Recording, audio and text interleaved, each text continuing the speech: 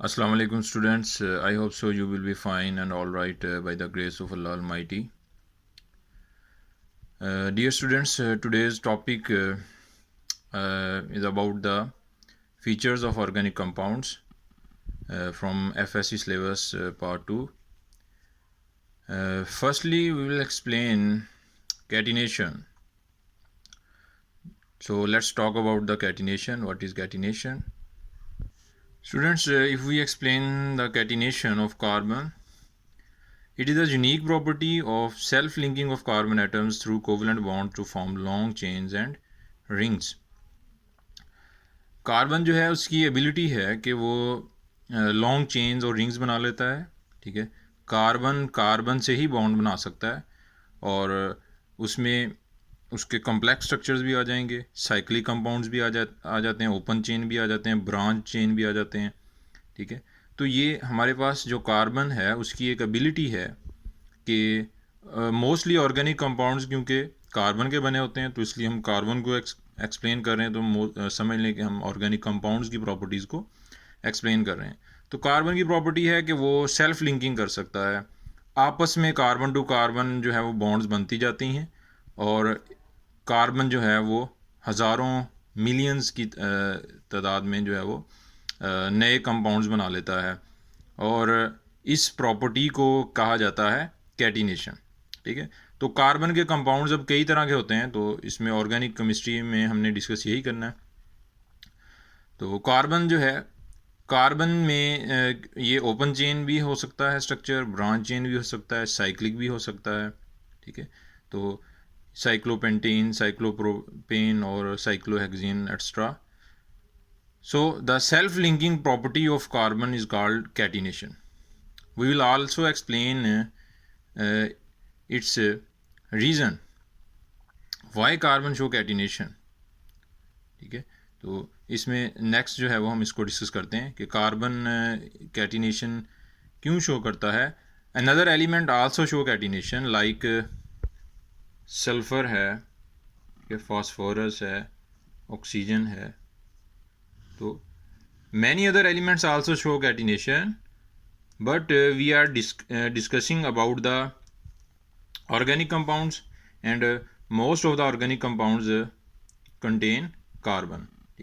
So therefore we will explain the catenation of carbon in organic chemistry.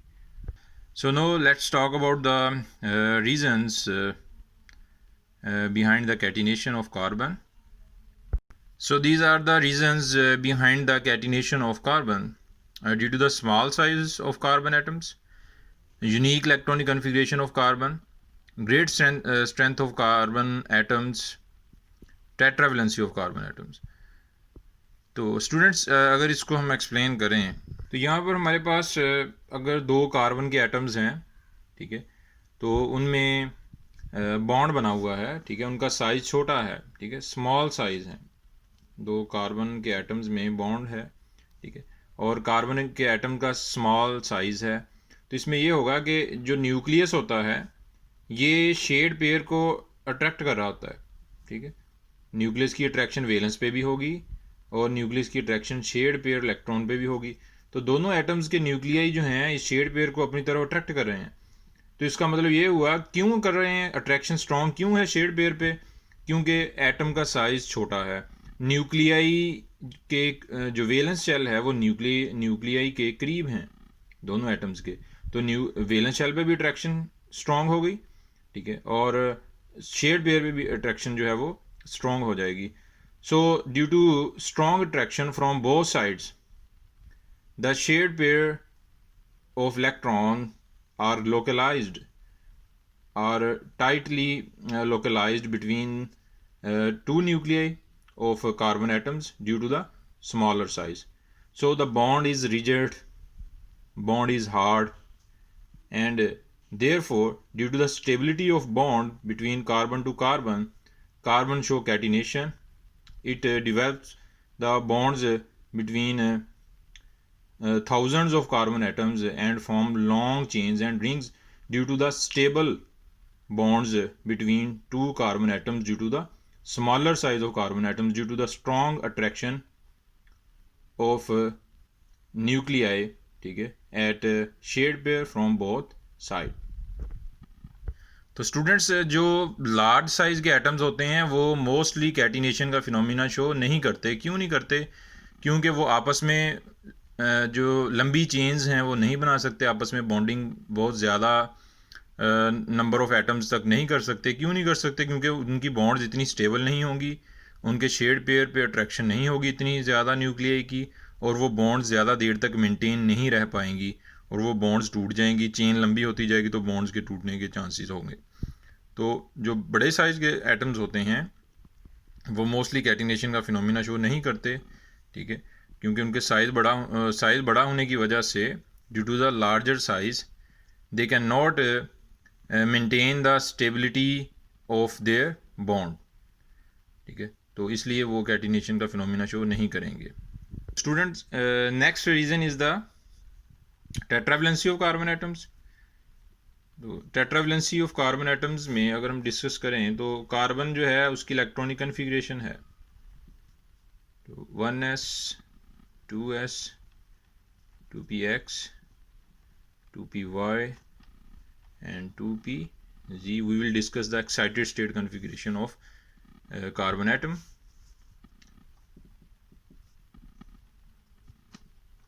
There is one electron, single electron in each degenerate orbital. तो students में अब carbon जो है उसकी electronic configuration unique है, उसकी tetravalency है। Tetravalency का मतलब ये है कि कार्बन जो है उसके हाफ फिल्ड ऑर्बिटल कितने हैं? 4 हैं, ठीक है।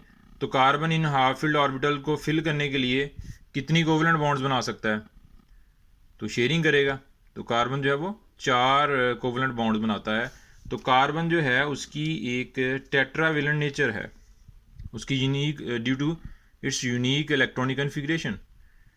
तो इसकी वैलेंसी जो है वो 4 है। तो इसमें यहाँ से भी, इस साइड से भी आपको चेन कनेक्ट कर सकते हैं, इस साइड से भी कर सकते हैं, इस साइड से भी कर सकते हैं, ठीक है। तो we can connect millions or thousands of carbon atoms or other atoms from all sides of carbon atoms due to its tetravalent nature. So we can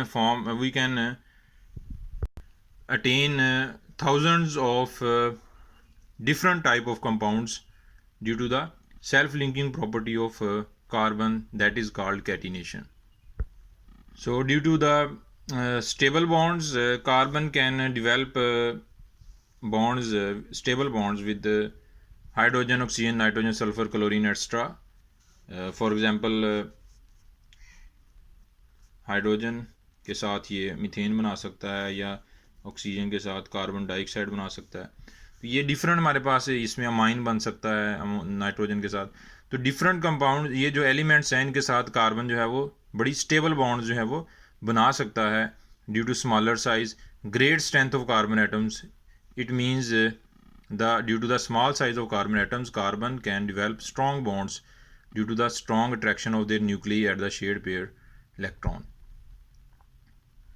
Let's talk about the second feature, that is non-ionic character of organic compound.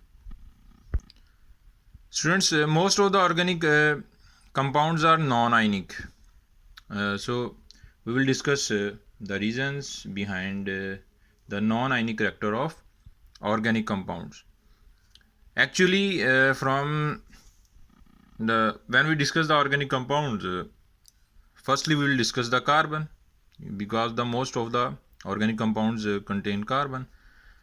Carbon belongs to the 4th group in the periodic table.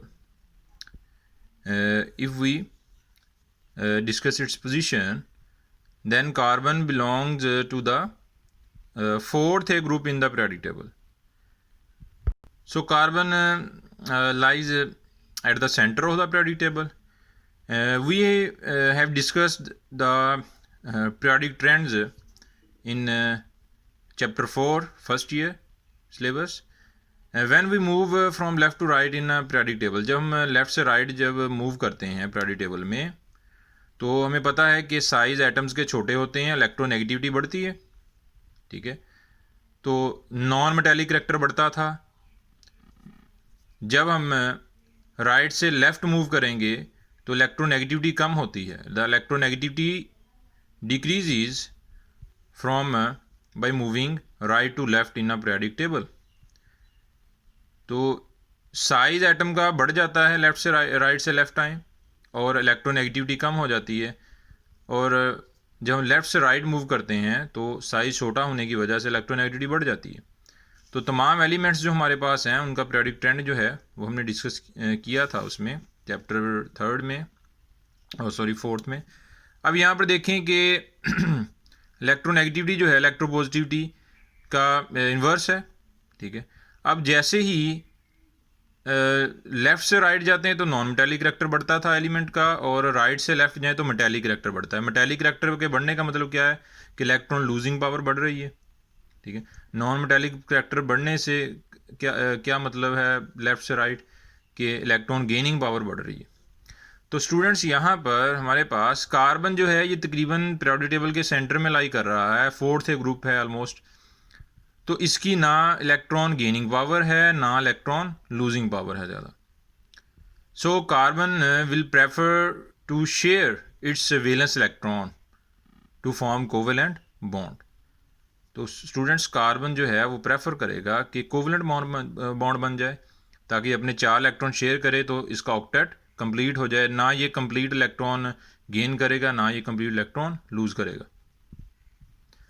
So no loss of electron, no gain of electron, only sharing of electron. So carbon is tetravalent.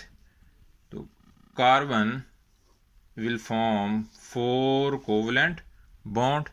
अब 4 covalent bonds ये अपने ही atom से बना ले या different element से बना ले, nitrogen, sulphur, phosphorus, chlorine etcetera. तो जो बॉन्ड्स बनेंगी वो स्टेबल बनेंगी, स्ट्रॉन्ग बनेंगी, ठीक है, रिजिड होंगी। तो अब इसमें so the bonds of compounds of or carbon or organic compounds are mostly non-ionic. So if we take its example, methane, ethane alcohol है, ठीक है, मिथाइल क्लोराइड है, कार्बन टेट्रा क्लोराइड है। So there is only mutual sharing of electron. There is only mutual sharing of electron. So there is no ionic bond present between the carbon atoms. So the compounds of carbon, hydrocarbons or organic compounds are mostly non-ionic because organic compounds have maximum carbon contents, and carbon is tetravalent, and carbon lies between the center of periodic table. So it is not a very electropositive or not a very electronegative element. So it will prefer to share its valence electron to complete its octet. So it will prefer to form covalent bonds. So the compounds of carbon or organic compounds may be polar covalent or non-polar. Mostly organic compounds are non-polar covalent compounds. Dear students, next we will discuss the homologous series. If we see its definition, a group of compounds having the same functional group, similar chemical properties, and the successive member is differ by CH2 group or 14 mass unit. Actually homologous series क्या हैं कि organic compounds जो हैं उनका network बहुत वसी है, unlimited है, ठीक है। हज़ारों की तादाद में, लाखों की तादाद में ऑर्गेनिक कंपाउंड्स पाए जाते हैं। तो बहुत कम्प्लेक्स नेटवर्क्स हैं उनके। तो अब हमने अपनी आसानी के लिए, ताकि हमें उनको स्टडी करना आसान हो जाए, तो हमने ऑर्गेनिक कंपाउंड्स को स्टडी करने के लिए एक इजी मेथड जो है उसे चूज़ किया। वो क्या है मेथड? उसे हम कहते हैं होमोलोगस सीरीज़। तो हमने ऑर्गेनिक कंपाउंड्स को उनकी प्रॉपर्टीज़ की बेस पे उनको कैटेगराइज कर दिया। हज़ारों ऑर्गेनिक कंपाउंड्स को हमने कुछ फ्यू होमोलोगस सीरीज़ में डिवाइड कर लिया। we categorized thousands or millions of organic compounds into few homologous series. तो उसमें हमने ताकि हमें आसानी हो ऑर्गेनिक कंपाउंड्स को स्टडी करने में, तो all elements in the series contain the same functional group. तो ये क्लियर होना चाहिए कि जो हमारे पास एक होमोलोगस सीरीज़ में जितने भी एलिमेंट हैं उनका फंक्शनल ग्रुप सेम हो, उनकी जो केमिकल प्रॉपर्टीज़ हैं वो सेम होनी चाहिए. ठीक है, तो millions of organic compounds are reduced to few. ठीक है, millions of organic compounds are reduced to few homologous series. So for example, we have some examples. CnH2n plus 1 OH, that is the general formula of alcohol. CnH2n plus 2, that is the general formula for alkanes. CnH2n, that is the general formula for alkenes. So students, all the alcohols according to this formula are differ by only a single group, that is CH2 group. When CH2 group is added, then a new alcohol is obtained, that is called propyl alcohol. ठीक है, when we add a single CH2 group in ethyl alcohol, then we will get another alcohol that is called propyl alcohol. So propyl alcohol is called the successive member of ethyl alcohol. So students, इसमें इसका मतलब ये हुआ कि हमारे पास हम एक एक कार्बन बढ़ाते जाएंगे तो हमारे पास नेक्स्ट एक नया ऑर्गेनिक कंपाउंड आता जाएगा, लेकिन उसकी केमिकल प्रॉपर्टीज उसका फंक्शनल ग्रुप सेम होगा. ठीक है, सक्सेसिव मेंबर्स का मतलब है कि हर मेंबर में CH2 ऐड होता जा रहा है. तो इसका मतलब ये है कि इनका मैस कितना बढ़ता जा रहा है. सक्सेसिव मेंबर का 14 यूनिट CH2 ऐड होने से कार्बन का मैस 12 है एंड 2 इसका है हाइड्रोजन का, टोटल 14 हो गया. तो CH2 ऐड होता जाएगा तो 14 यूनिट इनका मास बढ़ता जाएगा, लेकिन इन सब का तमाम अल्कोहल्स का फंक्शन ग्रुप सेम है, तमाम अल्कोहल्स की केमिकल प्रॉपर्टीज सेम होगी. So alcohols, that is the homologous series of alcohol, that is the homologous series of alkanes and homologous series of alkenes. So students, we cannot discuss thousands of alkanes, alcohols and alkenes together, because they have different properties, chemical properties from each other if they belong to different homologous series. So we categorized all the alcohols in a single homologous series, all the alkanes in a single homologous series and all the alkenes in a single homologous series. जैसा कि simple अगर हम example लेते हैं तो class में students बैठे हुए हैं तो उनके मार्क्स हैं, अगर ठीक है, अगर वो सेकंड ईयर में हैं तो फर्स्ट ईयर में उनके मार्क्स हैं. तो अगर मैंने उनके मार्क्स पूछने हैं तो मैं कहता हूं कि जिसमें 400 वाले एक लाइन में आ जाएं. ठीक है, जिनके मार्क्स 300 हैं वो एक लाइन में हो जाएं, जिनके मार्क्स 450 हैं वो एक लाइन में आ जाएं. तो मैंने 3 होमोलोगस सीरीज बना ली. तो अब मैं उनको देखूंगा, काउंट करूंगा, तो मुझे इतना पता चल जाएगा फ़ौरन कि इतने मार्क्स 300 मार्क्स लेने वाले बच्चे जो हैं वो इस क्लास में 14 हैं, या 450 मार्क्स लेने वाले बच्चे इस क्लास में 10 हैं, extra.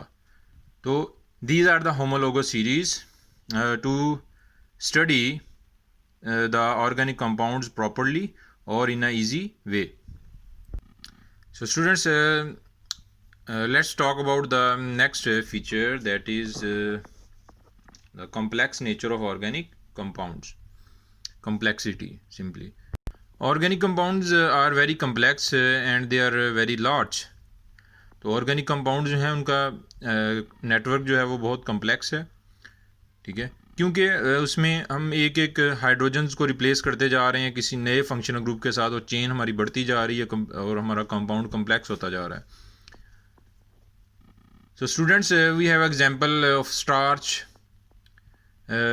starch has a smaller unit C6H10O5 and N represents the several thousands of such units. ठीक है, तो छोटे यूनिट्स मोनोमर्स इस तरह के हज़ारों की तादाद में यूनिट्स जो हैं वो आपस में मिलते जाते हैं और एक कम्प्लेक्स स्ट्रक्चर बन जाता है जिसे हम कहते हैं स्टार्च. ठीक है, so starch has a complex structure. ठीक है, and it develops due to the linking of thousands of such smaller units C6H10O5. ठीक है, when there are several thousands of such smaller units are connected, then a starch is formed. So N represents the several thousands. ठीक है, इसकी तादाद कुछ भी हो सकती है. तो मतलब हमारे पास जो ऑर्गेनिक कंपाउंड्स हैं उनमें से एक एग्जांपल हम जो कम्प्लेक्स ऑर्गेनिक कंपाउंड में से हम स्टार्च की एग्जांपल ले सकते हैं. नेक्स्ट हमारे पास प्रोटीन भी है. Protein is also a macromolecules having masses ranges from few thousands to million. ठीक है, तो जो हमारे पास अमाइनो एसिड्स की लिंकेज से पेप्टाइड लिंकेज से बनता है. ठीक है, माइलोज और माइलोपेक्टिन जो है वो उसमें लिंक होते जाते हैं और हमारे पास प्रोटीन मिलता है और उसकी डिफरेंट एग्जांपल्स हैं. ठीक है, प्राइमरी सेकेंडरी टर्शरी प्रोटीन्स. ठीक है, एक्स्ट्रा जो बायो में आपने डिस्कस किया होगा, पढ़ा होगा. तो स्टूडेंट्स ये हमारे पास जो हैं ये कम्प्लेक्स ऑर्गेनिक कंपाउंड्स की एग्जांपल्स हैं. So the next feature of organic compound is isomerism. ठीक है, सो let's talk about the isomerism. Actually the isomerism is a phenomena in which a compound having same molecular formula but different structural formula. Different structural formulas का मतलब क्या है student? इसमें हमारे पास एक compound है, अगर एग्जांपल लें तो C2H6O, ये मॉलिकुलर फार्मूला है किसी कंपाउंड का. If we draw its structure, ठीक है, so one is alcohol and another is ether.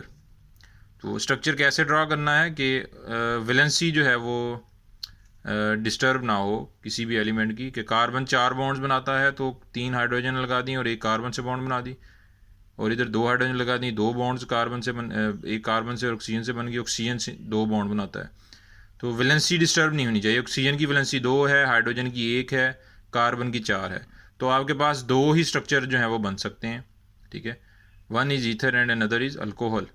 So alcohol and ether are 2 different compounds and they have different structural formulas but their molecular formula is same. ठीक है, molecular formula एक है लेकिन structural formulas different हो गए और उनकी nature भी डिफरेंट हो गई, केमिकल प्रॉपर्टीज़ भी डिफरेंट हो गई, फिजिकल भी. तो ये these 2 compounds are isomers of each other. They are called isomers of each other and the phenomena is called isomerism. ठीक है, फिनोमिना जो है उसे हम क्या कहेंगे? आइसोमरिज्म कहेंगे.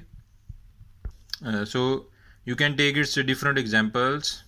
ठीक है, so we take its simplest example because we will discuss in our next topics in detail the phenomena of isomerism.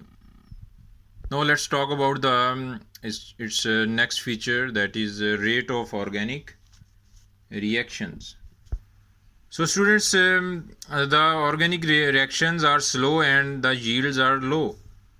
जो organic reactions होते हैं वो स्लो होते हैं और जो हमें प्रोडक्ट मिलता है वो बहुत कम होता है.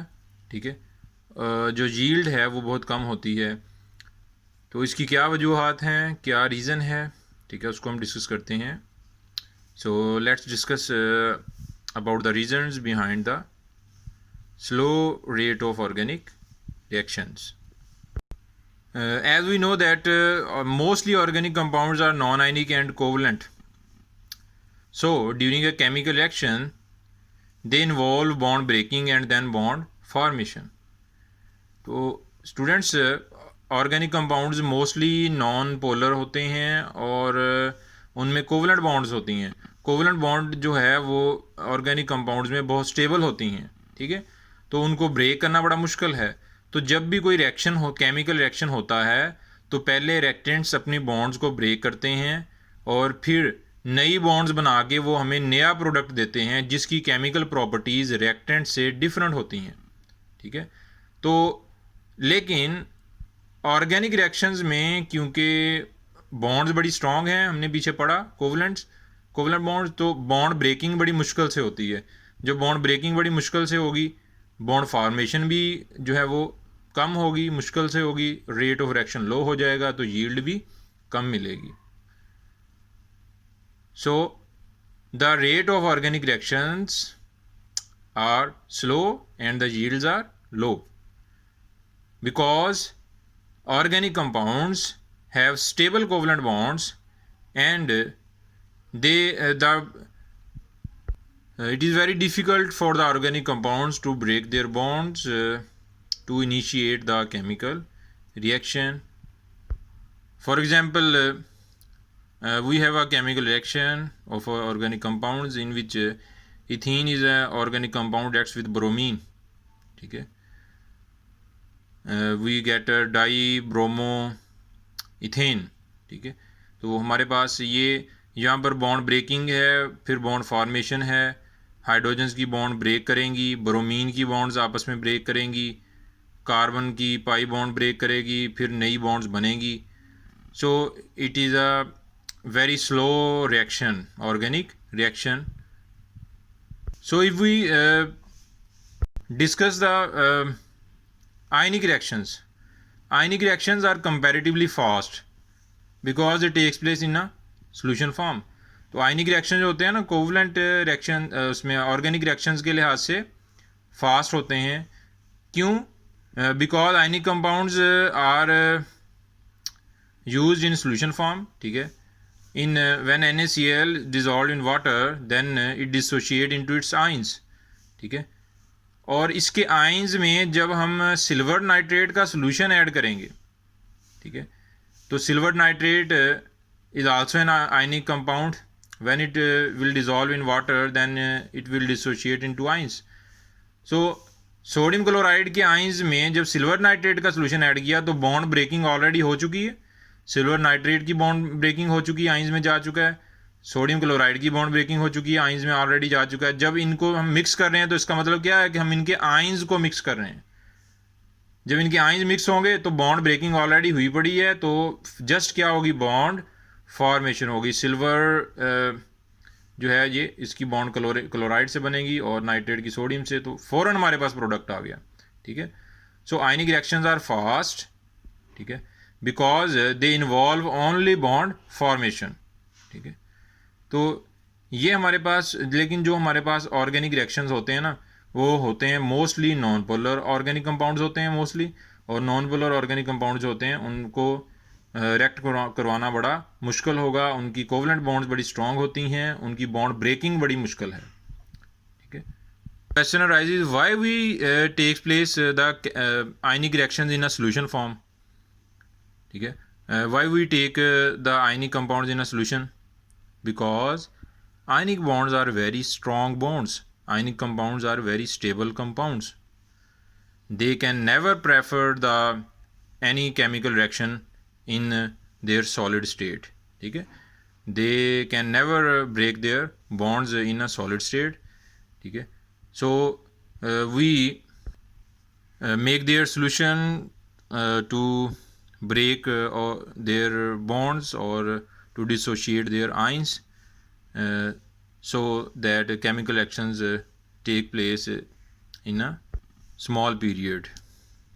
Now the last feature of organic compound is the solubility we have. Now let's talk about the solubility of organic compounds. As we know that like dissolves like organic compounds are mostly non-polar, so they dissolve in non-polar solvents like benzene, ether, CCl4 etc. तो students ये तो हम पढ़ते आ रहे हैं कि जी like dissolve like, ठीक है। तो पोलर पोलर में डिजॉल्व होगा, नॉन पोलर नॉन पोलर में डिजॉल्व होगा। इसकी रीजंस हैं, ठीक है। सो नेक्स्ट इसमें जो हमारे पास इसकी नेक्स्ट हम डिस्कस करेंगे रीजंस इसकी। So let's talk about the reasons behind the like dissolves like. If we take the examples of alcohol and water, ठीक है, तो स्टूडेंट्स अल्कोहल भी पोलर है और वाटर भी पोलर है। तो जैसे हम इनको ऐड करते हैं तो इनमें हाइड्रोजन बॉन्डिंग डेवलप हो जाती है, ठीक है, हाइड्रोजन पार्शियल पॉजिटिव है, ऑक्सीजन पार्शियल नेगेटिव है। We know that the force of attraction between highly electronegative atom and partially positive hydrogen is called hydrogen bonding, ठीक है। तो ये हमारे पास ऐसी इंटरमॉलिक्यूलर फोर्स है जो दो पोलर मॉलिक्यूल्स के दरमियान डेवलप होती है अगर एक के पास हाईली इलेक्ट्रोनेगेटिव एटम हो, एक के पास पार्शियल पॉजिटिव हाइड्रोजन हो। तो स्टूडेंट ये हाइड्रोजन बॉन्डिंग डेवलप होगी, इसका मतलब क्या है कि लाइक डिजॉल्व्स लाइक, ठीक है। अगर हम वाटर के अंदर कोई ऐसा कंपाउंड मिक्स कर दें जैसे कि ऑयल पानी में डाल दें, वो हल नहीं होगा। क्यों? क्योंकि उसका कोई पोलर एंड नहीं है, ठीक है, उसका कोई हाईली इलेक्ट्रोनेगेटिव एटम नहीं है जो वाटर की हाइड्रोजन के साथ पार्शियल पॉजिटिव बॉन्ड इसके साथ पार्शियल पॉजिटिव हाइड्रोजन के साथ बॉन्ड डेवलप कर सके। In the if we take its example polar in non polar, तो CCl4 हमारे पास है, तो जैसे हम इसको वाटर में ऐड करेंगे तो ये डिज़ोल्व नहीं होगा। क्यों नहीं होगा? क्योंकि इसमें कोई इसका हाईली जो हमारे पास पार्शियल नेगेटिव एंड नहीं है जो वाटर की पार्शियल पॉजिटिव हाइड्रोजन के साथ बॉन्डिंग डेवलप कर सके, तो ये सोलुबल नहीं होंगे। अब सोलबिलिटी है बेसिकली क्या? अगर सोलबिलिटी की बात करें तो सोलबिलिटी हमारे पास बेसिकली आ जाती है कि amount of solute in 100 gram of solvent to prepare saturated solution at particular temperature.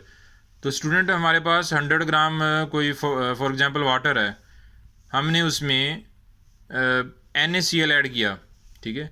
तो हमने जब NaCl ऐड किया पहले वो हमने 20 ग्राम ऐड किया, ठीक है, हल हो गया। पार्टिकुलर टेम्परेचर का मतलब है कि हमारे पास कोई टेम्परेचर है, चले हम कहते हैं कि 25 डिग्री सेल्सियस है, ठीक है, इसको हमने चेंज नहीं होने देना थ्रू आउट द प्रोसेस। तो अगर हमारे पास 100 ग्राम वाटर है तो हमने इसमें 20 ग्राम NaCl ऐड किया, हल हो गया। फिर हमने इसमें 30 ग्राम और ऐड किया, वो भी हल हो गया। तो 125 डिग्री सेल्सियस पे 100 ग्राम सॉल्वेंट में हमारा मैक्सिमम कितना सोल्यूट डिज़ोल्व हो जाता है, मैक्सिमम कंप्लीटली डिज़ोल्व हो जाता है, ठीक है, वो उसकी सोलबिलिटी कहलाती है, ठीक है। तो हमारे पास 50 ग्राम तक ये कंप्लीट हल हो गया, ठीक है।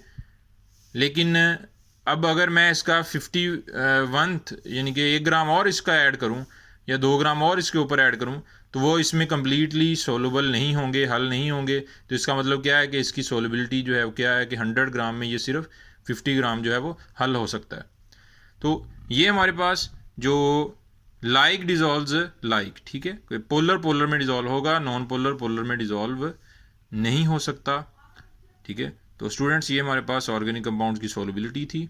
तो उम्मीद है कि आप लोगों को क्लियर हो जाएगा। अगर कोई आपको समझ ना आए, ठीक है, कहीं प्रॉब्लम हो, कन्फ्यूजन हो, तो आप लोग कमेंट्स में पूछ सकते हैं, ठीक है। तो अपना ख्याल रखिएगा। अल्लाह हाफिज़।